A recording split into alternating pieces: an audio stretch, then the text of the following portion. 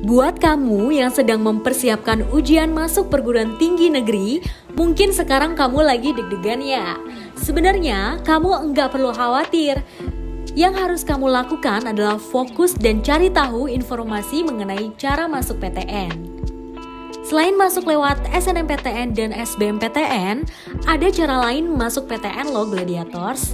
Jika kamu gagal lolos di kedua ujian tersebut, ada yang namanya ujian mandiri. Nah, sebelum membahas lebih dalam mengenai ujian mandiri, apa kabarnya nih Glad? Semoga baik dan selalu semangat ya.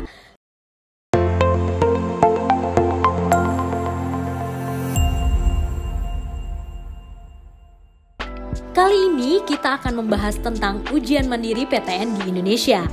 Buat kamu yang penasaran, yuk simak video ini sampai habis. Buat kamu yang belum tahu, seleksi mandiri atau ujian mandiri adalah sistem penerimaan mahasiswa baru di perguruan tinggi negeri di Indonesia secara mandiri. Seleksi mandiri dilakukan setelah pengumuman hasil jalur SBMPTN. Seleksi mandiri yang dilaksanakan oleh masing-masing PTN harus sudah selesai paling lambat pada akhir bulan Juli tahun berjalan secara mandiri dengan persyaratan dan mekanisme yang disesuaikan dengan ketentuan masing-masing perguruan tinggi negeri. Dalam proses seleksi mandiri, beberapa perguruan tinggi negeri dapat menggunakan tes khusus, menggunakan nilai UTBK, nilai raport, serta prestasi baik akademik atau non-akademik sebagai poin tambahan. Untuk biayanya sendiri dalam mengikuti ujian mandiri lebih besar dibandingkan pendaftaran SBMPTN. Selain itu, biaya pendidikan jalur seleksi mandiri mencakup UKT dan uang pangkal. Nah, dari setiap universitas juga memiliki julukan ujian mandiri yang berbeda-beda pastinya. Ini dia beberapa daftar PTN yang menyelenggarakan ujian mandiri. Yang pertama, SIMAK UI Universitas Indonesia. Untuk ujian mandiri Universitas Indonesia disebut juga dengan SIMAK UI atau seleksi masuk UI. Materi ujiannya ialah kemampuan dasar, kemampuan IPA, dan kemampuan IPS. Bagi kamu yang memiliki program studi rumpun Saintek, kamu diwajibkan mengikuti ujian kemampuan dasar dan kemampuan IPA. Sedangkan untuk program studi Soshum, kamu akan menghadapi kemampuan dasar dan kemampuan IPS. Dan bagi kamu ingin mencoba mengambil program studi Saintek dan Soshum dalam pilihanmu, maka kamu bisa mengikuti pilihan ujian IPC yang soalnya mencakup kemampuan dasar, kemampuan IPA, dan IPS. Ada beberapa kategori penerimaan SIMAK UI, antara lain S1 untuk reguler, vokasi D3, dan S1 paralel, serta S1 kelas internasional. Khusus untuk program S1 reguler perlu menyertakan nilai hasil UTBK jika ingin mendaftar. Sementara program lainnya cukup menggunakan nilai ujian SIMAK UI. Untuk info selengkapnya kamu bisa cek di https://simak.ui.ac.id. Yang kedua, UM-UGM Universitas Gadjah Mada. Ujian masuk Universitas Gadjah Mada merupakan seleksi penerimaan mahasiswa baru di UGM yang dibuka dalam 4 jalur, yaitu yang pertama SNMPTN atau jalur undangan, yang kedua UTBK atau tes tertulis, yang ketiga UTUL UGM, ujian mandiri UGM tertulis, dan yang keempat ada jalur prestasi UGM. Sejak 2020, UTUL UGM berganti nama menjadi CBT UM UGM untuk merujuk ke ujian mandiri tertulis. Jadi, jangan bingung ya kalau kamu mampir ke situs resmi UM UGM dan tidak menemukan info dengan kata kunci UTUL UGM. Cuma beda penyebutan aja kok, tapi kegiatannya tetap sama. Kelompok ujian UM-UGM terbagi menjadi 3 jenis, yaitu pertama kelompok ujian sains dan teknologi atau Saintek, yang kedua kelompok ujian sosial dan humaniora atau Soshum, dan yang ketiga kelompok ujian campuran Saintek dan Soshum.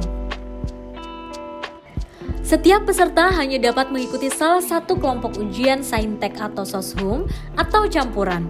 Untuk info selengkapnya, kamu bisa cek di https://um.ugm.ac.id. Yang ketiga, Selma UB, Universitas Brawijaya. Nah, kalau UB punya UM yang biasa disebut dengan Selma UB atau seleksi masuk Universitas Brawijaya. Melalui Selma UB, kamu nggak perlu mengikuti ujian dalam bentuk apapun. Syaratnya, kamu hanya perlu mengikuti SBMPTN sebelumnya. Sebab seleksi Selma UB didasarkan nilai atau skor hasil UTBK SBMPTN serta prestasi akademik dan non-akademik. Nantinya, kamu akan dibagi menjadi 3 kelompok, yakni kelompok Saintek, kelompok Soshum, dan kelompok campuran. Syarat mengikuti Selma UB ialah sudah lulus SMA sederajat tahun dalam periode 3 tahun terakhir. Sedangkan untuk siswa yang baru lulus, belum memiliki ijazah, dan lulusan paket C, harus sudah memiliki SKL dengan sekurang-kurangnya, memuat informasi jati diri dan foto terbaru disertai cap yang sah. Kamu juga wajib memiliki riwayat kesehatan yang memadai sehingga tidak mengganggu kelancaran Selma UB. Untuk info selengkapnya, kamu bisa cek di selma.ub.ac.id. Keempat, UM-Unair atau Universitas Airlangga. Universitas Airlangga telah merilis jadwal pelaksanaan ujian mandiri melalui halaman pusat penerimaan mahasiswa baru. Jika kamu tertarik untuk melanjutkan pendidikan di kampus yang berlokasi di Surabaya ini, perhatikan persyaratan dan juga waktu pelaksanaannya ya. Mirip dengan ujian mandiri di kampus lainnya, syarat untuk bisa mengikuti UM-Unair adalah harus sudah lulus SMA sederajat dalam periode 3 tahun terakhir. Jangan lupa ya untuk memperhatikan pula syarat spesifik dari masing-masing program studi, seperti tidak buta warna parsial atau buta warna total. Materi ujian yang akan dihadapi meliputi TPA dan TKA untuk ujian Saintek maupun Soshum. Jika kamu memiliki kelompok campuran, perlu mengerjakan tes gabungan dari kelompok Saintek dan Soshum. Sedikit berbeda dengan soal UTBK, soal TKA UM-Unair juga mencakup soal bahasa Inggris. Untuk kelompok Soshumnya, terdapat soal yang berhubungan dengan mata pelajaran matematika. Sejak tahun 2021, seluruh ujian ini dilakukan secara luring atau offline. Untuk info selengkapnya, kamu bisa cek di https://ppmb.unair.ac.id. Yang kelima, SKMP ITS atau Institut Teknologi 10 November. SKMP ITS Seleksi Kemitraan Mandiri dan Prestasi Institut Teknologi 10 November memiliki tujuan untuk menjaring calon mahasiswa berkualitas dan meningkatkan kerjasama dengan pemerataan kesempatan kuliah di ITS. SKMPT ITS terbagi jadi 3 kelompok, yaitu seleksi kemitraan, seleksi mandiri, dan seleksi prestasi. Seleksi kemitraan diperuntukkan untuk siswa SMA sederajat yang merupakan utusan dari instansi mitra seperti perusahaan, pemerintah daerah, dan lain sebagainya. Sedangkan seleksi mandiri merupakan program penerimaan yang diperuntukkan bagi siswa SMA sederajat dari kalangan masyarakat umum.